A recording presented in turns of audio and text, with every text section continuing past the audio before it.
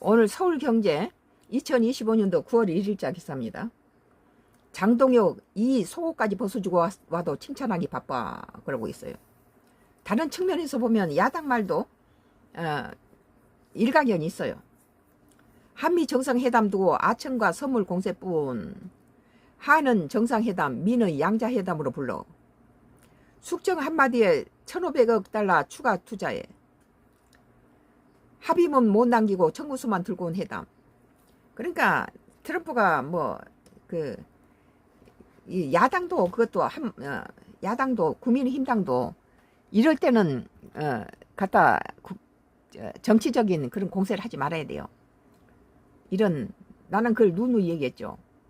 지금 트럼프가 이점이 부정선거니 뭐니 여러 가지 정치적인 이슈를 가지고 문제가 있는 것처럼 하는 것은 성공적인 한국 벗겨먹기거든요.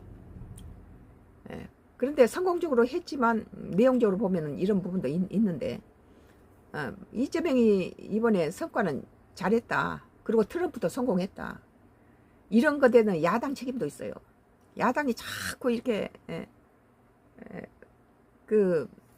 이미 대통령이 됐으면은 물론 거대 여당이 민주당이 하는 짓거리와 봐서는 국민의힘당이 이러지 않을 수가 없게 만들었지만은 이렇게 해외 정상회담이 있고 있을 때 뒤통수 대고 그런 거 함부로 하면 안 된다는 거예요. 우리 국익에 전혀 도움이 안 된다. 숙청 한마디에 1,500억 달러 추가 투자에. 숙청이라든지 이런 말을 풀긴 것은 탄 교수 외에 야당이라든지 윤석열 지지자 층에서 이런 거 있었잖아요. 이것이 국익에는 도움이 안 됐다는 소리죠. 합의문 못 남기고 청구서만 들고 온 회담이라는 거. 국민의힘당에서는 지금 찍고 까부네요. 이렇게 야당이 똑똑한 놈들이 있어서 이렇게 찍어 중으로 해서 이 여당은 또 대통령이나 여당은 정신 바짝 차리는 거죠. 겉모습만 아니라 내부적인 것에서 이 국민의힘당에 상당히 똑똑한 놈들이 많아요. 네, 똑똑한 인물이 많죠. 그런데 민주당은 단합을 잘해요. 당 대표가 뭐가 어쨌든 무슨 결점이 있든 다 저들이 다 싸고 다 해서 대통령 만들어 놓잖아요.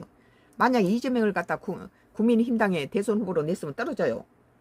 왜냐하면 저들끼리 찍고 까불고 다 칼질해서 난도질 해버리니까. 국민의힘당 민주당한테 배울 건 단합하는 걸 배워야 돼요. 내부 총질 그만하고. 장 대표는